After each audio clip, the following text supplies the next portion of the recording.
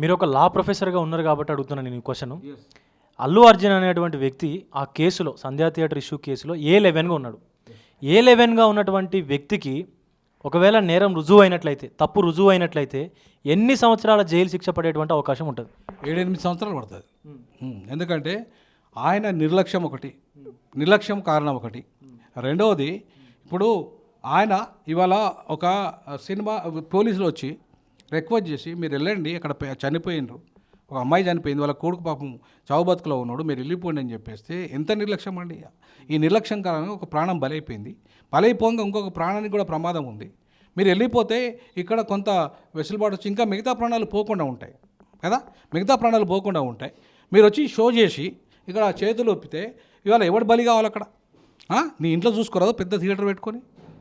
ఇక్కడ దాకా ఎందుకు రావాలి? నీకు ఆల్రెడీ వచ్చే కోట్లు బోల్డని కోట్లు వచ్చినాయి కదా, నీకు ఆ సినిమా కంటే కూడా ఏదో బాహుబలి సినిమా కంటే కూడా ఎక్కువ కలెక్షన్ వచ్చింది కదా, మరి ఎందుకు వచ్చి ఆడికొచ్చి సినిమా థియేటర్కి వచ్చి జనాలను బలి చేస్తావు? నీ ఇంట్లో చూసుకో, నీ ఫ్యామిలీతో పెద్ద స్క్రీన్ పెట్టుకో, నీ పైసలు తక్కువనా ఏమన్నా? ఒక సినిమానే మొత్తం థియేటర్ నీ ఇంట్లో కట్టించుకోవచ్చు నీకు, అన్ని డబ్బులు నేను నీ దగ్గర, నీకు థియేటర్ పెట్టుకొని.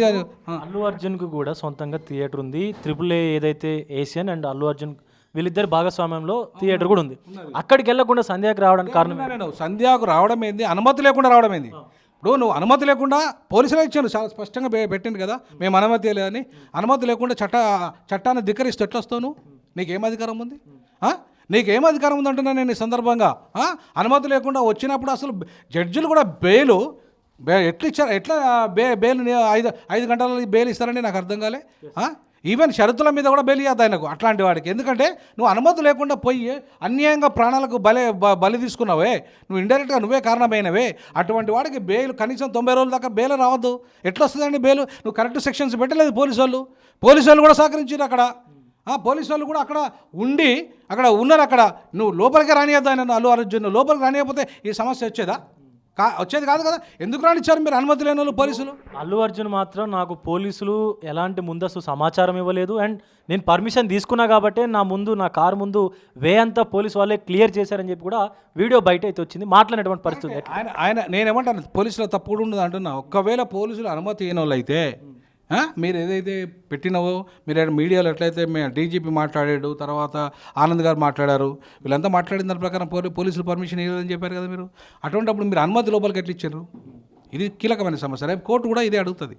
మీరు అనుమతి లోపలికి ఎట్లా ఇచ్చారు? అనుమతి లేని వాళ్ళకు లోపలికి సినిమా థియేటర్కి ఎట్లా పనిచ్చారు? ఆయన పోతేనే కదా ఈ సంఘటన జరిగింది. ఆయన పోకపోతే బయటికే పోతే ఈ సంఘటన జరిగేది కాదు కదా. కాబట్టి ఎవరు దానికి బాధ్యులవుతారు? పోలీసులే బాధ్యులవుతారు కదా. కాబట్టి ప్రాథమికంగా పోలీసులను బాధ్యులు చేయాల్సిన బాధ్యత ఉంది. ఇవాళ పోలీసులు ఒకవైపు బాధ్యులు, ఒకవైపు ఆయన ఒకవేళ అనుమతి తీసుకునే పోయినా సరే ఇన్సిడెంట్ జరిగింది కాబట్టి నువ్వు రా బాబు బయటికి వెళ్ళిపో అని చెప్పినప్పుడు పోవాలి కదా. ఒకవేళ ఆయన చెప్పింది కరెక్ట్ అనుకుంటే మరి బయటకు ఎందుకు పోలేదు ఆయన? అక్కడే ఎందుకున్నాడు? అక్కడే కనీసం ఒక 25 నిమిషాలు ఇంకా సినిమా చూసిండు ఆయన, వీళ్ళు చెప్పిన తర్వాత కూడా. ఈవెన్ బాడీ గార్డులు పోలీసులు కొట్టినట్టుగా మనం ఆ మీడియాలో కూడా చూసినాం. మరి ఆయన రిమాండ్ ఖైదీ అంటే న్యాయం రుజువు అయినా, అన్యాయం ఏదైతే ఆయన చేసినటువంటి తప్పు నేరం రుజువు అయినా పోలీస్ రిమాండ్లో ఉన్నాడు. అలాంటి వ్యక్తి ప్రెస్ మీట్ పెట్టి ఇలా మాట్లాడేటువంటి అవకాశం కల్పించిందా కోర్టు? అసలు కలిపియలేదండి కోర్టు, కలిపేది కూడా. నువ్వు అదే అంటున్నా నేను, ప్రెస్ మీట్ ఎట్లా నిర్వహిస్తావు నువ్వు? ఒకవేళ నీ ఏదంటే కోర్టుకు చెప్పుకో, నువ్వు వెళ్ళి కోర్టుకు చెప్పుకో. పోలీసు వాళ్ళు కూడా అంతే, పోలీసు వాళ్ళు కూడా నిర్వహించదు కదా. మీరు కూడా పోలీసు వాళ్ళు కూడా మీరు ఎందుకు నిర్వహిస్తారు? మీరు ఏదైనా తప్పు, ఆయన తప్పైనా నీ తప్పైనా కోర్టు ఉన్నది అక్కడ నిర్ణయించాల్సింది, మేము కాదు. ఇక్కడ ప్రజలు నిర్ణయించారు. ఒకసారి కోర్టులకు కేసు పోయిన తర్వాత కోర్టు నిర్ణయిస్తుంది. మీరు ఇద్దరు ప్రెస్ మీట్లు పెట్టి ఒకరికో ఈ రాజకీయ సంఘటనలా, ఇది రాజకీయ పార్టీలు ఇవ్వాలమ్మా? కాదు కదా. ఇది చట్టం ముందు మీ నేరారోపణ రుజువు చేసుకోవాలా. మీ ఇద్దరి మీద అభియోగం ఉన్నది. ఇప్పుడు పోలీసులు కూడా ఒక రకంగా చెప్పాలంటే ప్రెస్ మీట్ పెట్టాల్సిన అవసరం లేదు.